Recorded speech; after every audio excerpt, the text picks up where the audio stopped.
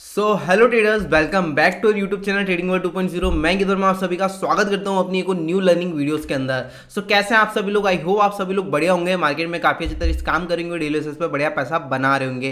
Guys, आज की इस वीडियो में हम लोग बात करेंगे जो न्यू ट्रेडर्स है, जो बिगनर्स है, वो जो ऑप्शन ट्रेडिंग के अंदर एंटर हो चुका है बैंक निफ्टी, निफ्टी 50, फिर निफ्टी के अंदर अगर आप ट्रेडिंग कर रहे हो, ठीक है, तो आपको ट्रेड लेने से पहले किन किन चीजों का ध्यान रखना चाहिए, क्या क्या सारी इंपॉर्टेंट चीजें होती है। जो एक प्रो ट्रेडर है, जो एक एक्सपीरियंस ट्रेडर है, वो क्या क्या चीजों को देखकर, किन चीजों को ध्यान में रखकर ट्रेड को एग्जीक्यूट करता है, तो इसी लेवल के ऊपर हम लोग बात करने वाले। क्योंकि कई सारे ट्रेडर ऐसे हैं जो ट्रेड तो ले लेते हैं, लेकिन ट्रेड लेने के बाद फिर घबरा जाते हैं, समझ नहीं आता है कि इसे होल्ड करूं, एग्जिट करूं, तुरंत एग्जिट करते हैं, तुरंत एंट्री बनाते हैं, फोमो में एंट्री लेते हैं, फोमो में एग्जिट करते हैं, बहुत सारी प्रॉब्लम्स को फेस करना पड़ता है उन्हें। तो आज की इस वीडियो में हम लोग इसी टॉपिक्स के ऊपर बात करने वाले हैं कि आप किस तरीके से एक ट्रेड लेने से पहले पूरी रणनीति अपनी बनाओगे, क्या रूल्स एंड रेगुलेशंस को आपको फॉलो करना है, किन किन चीजों का विशेष ध्यान रखना है ट्रेड लेने से पहले।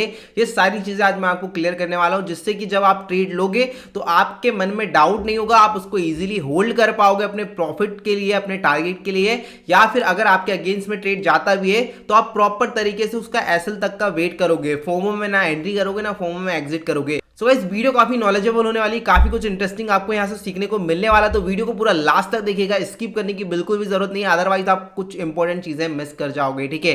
तो अगर अभी तक आपने हमारे चैनल को सब्सक्राइब नहीं किया है तो फटाफट से चैनल को सब्सक्राइब कर लो, बेल आइकन को हिट कर लो, अपने फ्रेंड लोग के साथ शेयर कर दो, जिससे कि उन्हें भी इस तरह की वैल्यूएबल वीडियोस मिल पाए, ठीक है। तो चलिए वीडियो स्टार्ट करते हैं बिना आपका टाइम वेस्ट किए। तो यहाँ पे देखो, ये तो मैंने चैनल ओपन करके रखा है। जैसे फॉर एग्जांपल ये हम लोग आ चुके हैं बैंक निफ्टी के चार्ट पे, ट्रेडिंग वेबसाइट के ऊपर 5 मिनट का टाइम फ्रेम में यूज कर रहा हूं। तो यहाँ पे अब मैं आपको बताता हूं कि जब आप ट्रेड लेते हो तो क्या क्या गलतियां करते हो, किन गलतियों को आपको अवॉइड करना है और किन चीजों को अप्लाई करना है, जिससे कि आप ट्रेड अच्छी तरीके से कर पाओ, ठीक है। तो यहाँ पे जैसे आप किसी भी सेटअप के ऊपर काम कर रहे हो, आप इंडिकेटर बेस्ड ट्रेडिंग कर रहे हो, या फिर आप किसी एसएल हंटिंग के ऊपर काम कर रहे हो, या फिर आप किसी फिबोनाची के ऊपर काम कर रहे हो, किसी भी सेटअप पे काम कर रहे हो, आपको ट्रेड लेने से पहले कुछ इंपॉर्टेंट चीजों का ध्यान रखना है। जैसे कि फॉर एग्जांपल अगर आप ट्रेड लेते हो तो सबसे पहले तो आपको पता क्या करना है, आपकी क्वांटिटी साइजिंग, ठीक है। क्वांटिटी साइजिंग आपको ठीक करनी है। आप अगर बिगनर्स हो तो मेरा सभी को यही सजेशन होगा कि आप सिंगल लॉट में ही काम करो। अगर सिंगल लॉट से ज्यादा में काम करोगे तो दिक्कत होगी। जब आप एक लॉट में पैसा बनाना स्टार्ट कर दो, कंसिस्टेंसी आपके अंदर आ जाए, जब आप मंथ बाय मंथ प्रॉफिटेबल हो जाओ एक लॉट के अंदर, उसके बाद आप अपनी क्वांटिटी को इंक्रीज कर सकते हो। लेकिन बिगनर्स जितने भी हैं सभी को एक ही क्वांटिटी में काम करना चाहिए। वो बैंक निफ्टी में करो, निफ्टी 50 में करो, या फिर निफ्टी में करो। आप बैंक निफ्टी में दो क्वांटिटी में कर सकते हो, लेकिन मैं बिगनर्स के लिए यही बोलूंगा यार, स्टार्टिंग में लर्निंग पे फोकस करो, ना कि प्रॉफिट पे। ओके, तो आप एक लॉट में काम कर सकते हो। सबसे इंपॉर्टेंट चीज हो गई क्वांटिटी साइजिंग को आपको मैनेज करना है, क्योंकि आप जब क्वांटिटी आपकी मैनेज होगी तो दिक्कत नहीं होगी। और जब आप ओवर क्वांटिटी में काम करोगे तो वो प्रॉफिट एंड लॉस आपको दिखेगा, उसके बाद आपको कुछ नहीं दिखने वाला कि मार्केट में क्या हो रहा है, किस तरीके का प्राइस एक्शन बन रहा है, उससे आपको कुछ भी सीखने को नहीं मिलेगा। सिर्फ और सिर्फ आप अपने पीएनएल के ऊपर फोकस रहोगे। अगर एक दो पॉइंट्स भी डाउन गया मार्केट तो वो आपका माइंड एक्सेप्ट ही नहीं कर पाएगा, क्योंकि जब बड़ी क्वांटिटी होती है तो प्रॉफिट तो बड़ा होता ही है, उसके साथ लॉस भी बड़ा होता है, तो उस लॉस को आप एक्सेप्ट नहीं कर पाओगे। इसलिए सबसे पहले स्टार्टिंग फेज में आपको क्वांटिटी को कम रखना है, जिससे कि आपकी साइकोलॉजी ठीक हो पाए। आप एक छोटी क्वांटिटी से काम करोगे तो धीरे धीरे करके उस क्वांटिटी को आप इंक्रीज कर सकते हो। पहली चीज हो गई क्वांटिटी। सेकेंड चीज हो गई कि आपको एक प्रॉपर सेटअप के ऊपर काम करना है, ठीक है। प्रॉपर सेटअप के ऊपर, ये नहीं कि आज आपने इंडिकेटर के ऊपर काम कर लिया, कल आपने एसएल हंटिंग यूज कर ली, थर्ड डे आप लोगों ने ईएमए यूज कर लिया, फोर्थ डे आपने आरएसआई यूज कर लिया। अगर इस तरीके से आप मार्केट में काम करोगे तो डेफिनेटली आपका पैसा नहीं बनने वाला है। अगर आपको कंसिस्टेंसी के साथ पैसा बनाना है मार्केट से, तो एक ऐसी स्ट्रेटेजी को अपनाओ, भले किसी भी स्ट्रेटेजी का आप यूज करो, ठीक है। आप आरएसआई यूज करो, आप किसी भी इंडिकेटर या एसएल हंटिंग या फिबोनाची किसी भी सेटअप के ऊपर काम करो, लेकिन एक ही सेटअप पे एक मंथ तक काम करो।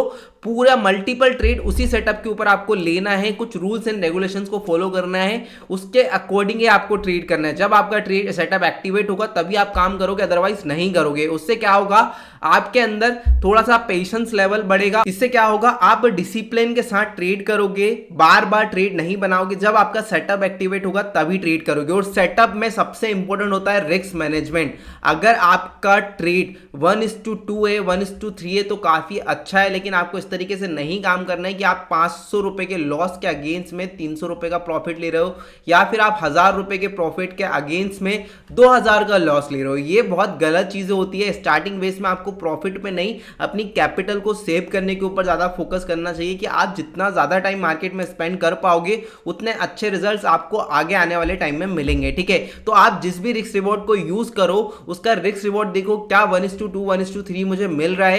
और हमेशा एक चीज आपको ध्यान रखना है कि आपको बिग लॉसेस से बचना है। ठीक है, पहली चीज मैंने आपको बता दी, क्वांटिटी साइजिंग को मैनेज करना है। सेकंड, आपको रिस्क रिवॉर्ड बता दिया। थर्ड, मैंने आपको बता दिया कि आपको किसी एक सेटअप के ऊपर काम करना है। ठीक है, मल्टीपल सेटअप के ऊपर काम नहीं करना है, आपको एक ही सेटअप में मास्टरी करनी है, अपना एज ढूंढना है। जिस सेटअप में कंफर्टेबल हो उस सेटअप पे काम करो, उसकी हर एक छोटी सी बड़ी गलतियों को नोट करो और उसके ऊपर काम करो। ठीक है, जब तक आप अपनी गलतियों के ऊपर काम नहीं करोगे, जब तक आप अपनी गलतियों से नहीं सीखोगे, तब तक आप बड़ा पैसा यहाँ पे मार्केट में नहीं बना सकते या फिर लंबे टाइम तक आप नहीं टिक सकते।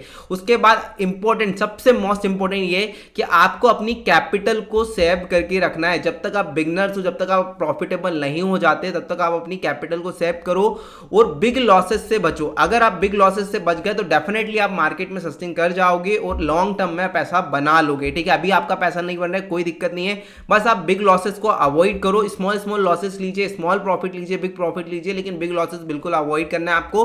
और क्वांटिटी साइजिंग, भले कैसा भी मार्केट हो, आपको क्वांटिटी को नहीं बढ़ाना है, रिस्क ज्यादा नहीं लेना है। ठीक है, तो रिस्क को ठीक तरीके से मैनेज करो, क्वांटिटी को ठीक तरीके से मैनेज करो और उसके साथ ही बिग लॉसेस को अवॉइड करो।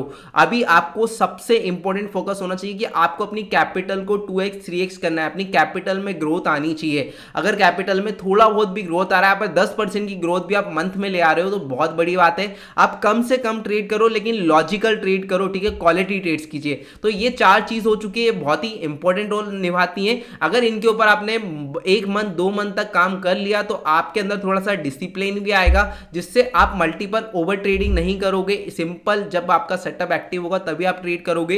इन चीजों को विशेष तरीके से ध्यान रखिए। और वन मोर इंपॉर्टेंट चीज, अगर आप ट्रेड ले रहे हो तो ठीक है, जैसे फॉर एग्जांपल मेरा यहाँ पे ट्रेड बन रहा है कॉल साइड का।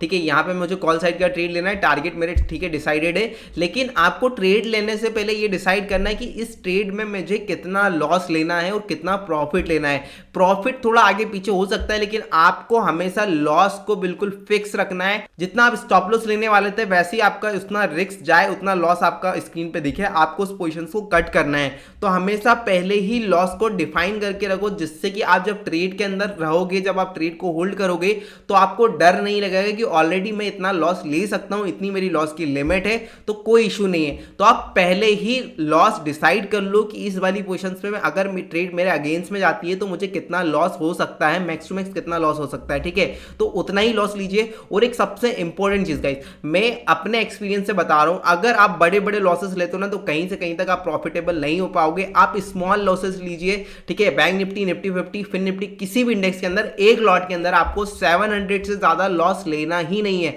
Max to max 700। मैं पर्सनली 500 600 से ज्यादा लॉस नहीं लेता हूं एक सिंगल लॉट के अंदर। और अब तो बैंक निफ्टी में और क्वांटिटी कम हो गई है, तो एक लॉट के अंदर 300-400 रुपए ज्यादा का लॉस हमें लेना ही नहीं है। ठीक है, तो यहां पे आपको क्या करना है, ट्रेड लेने से पहले क्वांटिटी समझना है, रिस्क मैनेजमेंट समझना है, रिस्क रिवॉर्ड समझना है कि आपको कितना लॉस लेना है, कितना रिवॉर्ड लेना है। ठीक है, उसके साथ ही आपको पेशेंस के साथ अपने टारगेट का वेट करना है या फिर एसएल का वेट करना है। अगर एसएल हिट होता है तो ही निकलो। आपको लग रहा है कि भैया भगवान भी आके बोल दे रहे हैं कि आपका यहां पे एसएल हिट होने वाला है, तब भी आपको एसएल से पहले नहीं निकलना है, अगर आपको लॉन्ग टर्म में मार्केट के अंदर बने रहना है तो। इससे क्या होता है, आपने यहां पे आपका एसएल था 200 रुपए पे। ठीक है, आप प्राइस चल रहा है 210।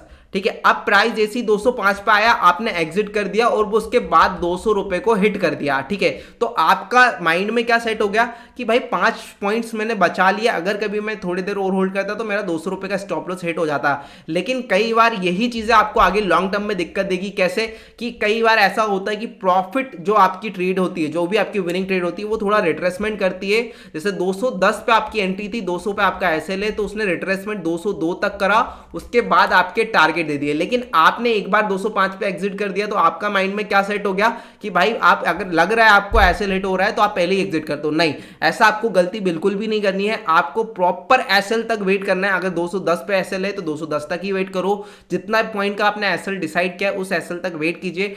टारगेट में आप थोड़ा कॉम्प्रोमाइज कर सकते हो। आपका टारगेट 100 पॉइंट का था तो आप 90 पॉइंट में एग्जिट कर सकते हो। अगर आपको डर लग रहा है, आप एक्सपीरियंस ट्रेडर नहीं हो, आप स्टार्टिंग फेज पे बिगनर्स हो, तो आप छोटे मोटे पॉइंट्स को कम करके निकल सकते हो। लेकिन प्रॉपर टारगेट 80 to 90% टारगेट तक आपको जरूर वेट करना है और अपने एसएल तक भी वेट करना है और लॉजिकल ट्रेड करना है, कम ट्रेड करना है और क्वालिटी ट्रेड करना है। ओके, आई थिंक आपको ये सारी चीजें समझ में आ गई होगी। एक बार इन सभी चीजों को अच्छे से फॉलो करके देखो, 1 से 2 महीने तक इन सारे रूल्स एंड रेगुलेशन को फॉलो कीजिए। डेफिनेटली आपको अपनी ट्रेडिंग स्टाइल में चेंजेस देखने को मिलेंगे, रिजल्ट्स भी पॉजिटिव आपको देखने को मिलने वाले हैं। फिर से एक बार बता रहा हूं, क्वांटिटी साइजिंग को मैनेज करना है, रिस्क मैनेजमेंट को मैनेज करना है, कम से कम क्वांटिटी में काम करो, कम से कम रिस्क लेना है, छोटे लॉसेस लेना है, रिस्क रिवॉर्ड मेंटेन करना है। 1:3, 1:4, 1:2 से कम की ट्रेड आपको लेनी ही नहीं, मतलब 1:2 से कम की ट्रेड तो लेना ही नहीं है स्टार्टिंग फेज में। उसके साथ ही बिग लॉसेस को अवॉइड करना है। स्मॉल लॉसेस आप ले सकते हो, स्मॉल प्रॉफिट ले सकते हो, बिग प्रॉफिट ले सकते हो, लेकिन बिग लॉसेस आपको नहीं लेना है।